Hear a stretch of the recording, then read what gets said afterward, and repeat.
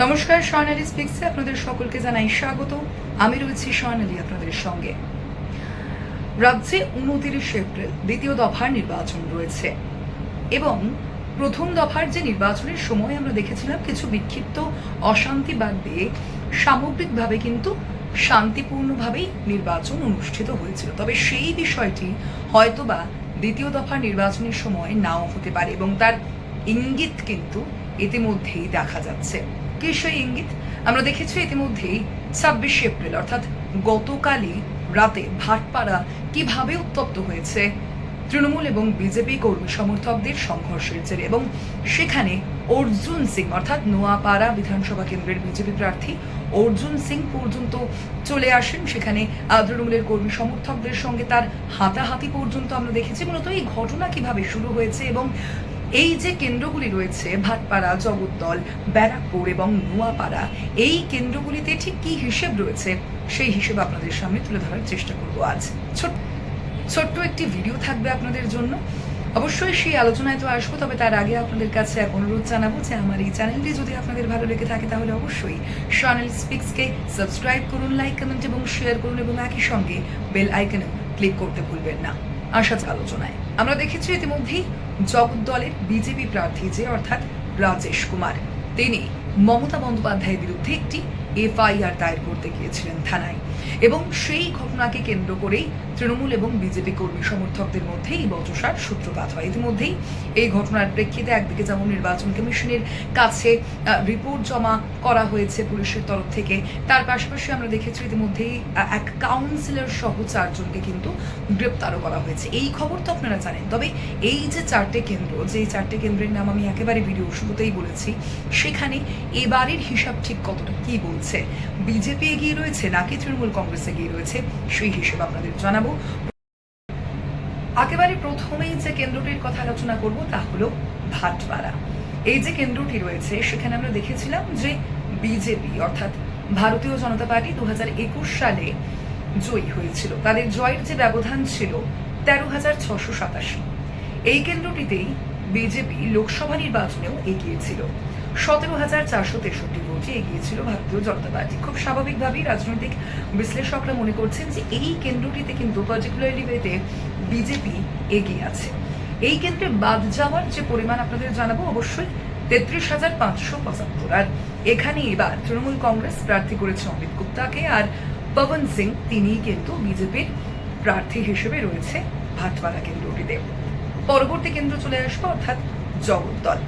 এই যে কেন্দ্রটি রয়েছে সেখানে আমরা দেখেছি 2021 বিধানসভা নির্বাচনে তৃণমূল কংগ্রেস জয়ী হয়েছিল 18,364 ভোটে। এই কেন্দ্রে লোকসভা নির্বাচনেও 5,984 ভোটে তৃণমূল কংগ্রেসই এগিয়েছিল।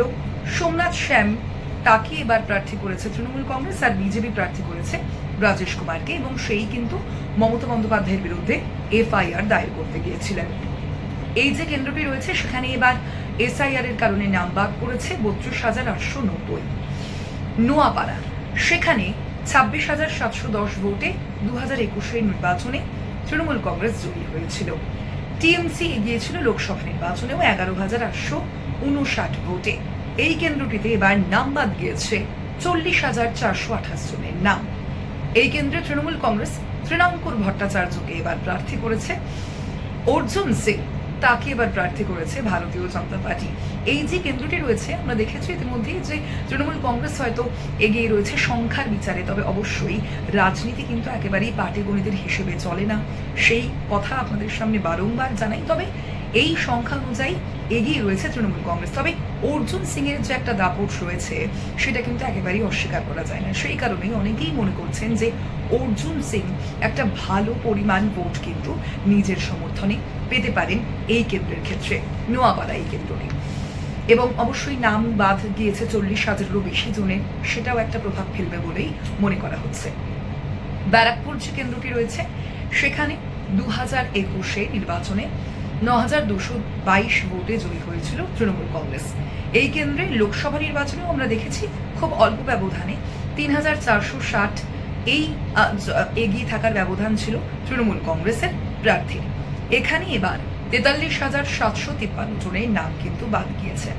এবার এখানে রাজ চক্রবর্তীকে প্রার্থী করেছে তৃণমূল কংগ্রেস, আর অন্যদিকে কৌস্তভ বাগচি অর্থাৎ বিশিষ্ট আইনজীবী কৌস্তভ বাগচি তাকে এবার প্রার্থী করেছে ভারতীয় জনতা পার্টি। অর্থাৎ বুঝতেই পারছেন যে এই যে 4টি কেন্দ্র, সেখানে কিন্তু লড়াই একেবারে জমে উঠেছে। অর্জুন সিং রয়েছেন, তার পুত্র রয়েছেন পবন সিং, অন্যদিকে কৌস্তভ বাগচি রয়েছেন, এবং রাজেশ কুমার তো জানিয়েছি মমতা বন্দ্যোপাধ্যায়ের বিরুদ্ধে অভিযোগ জানাতে গিয়েছিলেন, এফআইআর জানাতে গিয়েছিলেন, তারপরেই সেই বচসা, এবং সেই কারণেই হয়তো এই ভাটপাড়া, জগদ্দল, নোয়াপাড়া এই কেন্দ্রগুলি হঠাৎ করে দ্বিতীয় দফার নির্বাচনের আগেই উত্তপ্ত হয়ে উঠল, এবং এই উত্তেজনার রেশ কিন্তু বজায় থাকবে দ্বিতীয় দফার নির্বাচনের মধ্যেও, অর্থাৎ সেই দিনেও জারি থাকবে বলেই মনে করা হচ্ছে। এবং পাশাপাশি ভোট পরবর্তী একটা হিংসার আঁচও কিন্তু পাওয়া যাচ্ছে, রাজনৈতিক বিশ্লেষকরা তেমনই বলছেন। এবং পাশাপাশি যেহেতু এই কেন্দ্রগুলিতে 30,000-এরও বেশি নাম বাদ পড়েছে বিভিন্ন কেন্দ্রে, যদি দেখি তারও একটা প্রভাব কিন্তু পড়বে, আর সেখানেই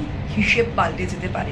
কারণ তৃণমূল কংগ্রেস যেখানে জয়ী হয়েছিল, বা যে কেন্দ্রে, এই 4টি কেন্দ্রের মধ্যে যেখানে লোকসভা নির্বাচনের হিসেব আপনাদের সামনে পেশ করেছি, যে যত ব্যবধানে এগিয়েছিল তৃণমূল কংগ্রেস নেতৃত্ব, সেই কেন্দ্রগুলিতে প্রচুর পরিমাণ নাম কিন্তু বাদ গিয়েছে, সেই এগিয়ে থাকার সংখ্যার অনেক বেশি নাম বাদ গিয়েছে, আর সে কারণেই এই কেন্দ্রগুলিতে ভারতীয় জনতা পার্টির একটা প্রভাব পড়বে বলে মনে করা হচ্ছে। অন্ততপক্ষে ভারতীয় জনতা পার্টিও কিন্তু সেই দাবি করছে।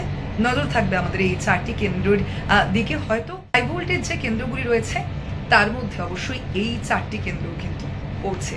নজর থাকবে আমাদের এই কেন্দ্রগুলির দিকে। আজ আলোচনা এখানেই শেষ করছি। আলোচনা শেষের আগে আপনাদের কাছে আরও একবার অনুরোধ জানাবো, আমার এই চ্যানেল যদি আপনাদের ভালো লেগে থাকে অবশ্যই স্বর্ণালী স্পিক্সকে সাবস্ক্রাইব করুন, লাইক, কমেন্ট এবং শেয়ার করুন, এবং একই সঙ্গে বেল আইকনেও ক্লিক করতে ভুলবেন না। ধন্যবাদ।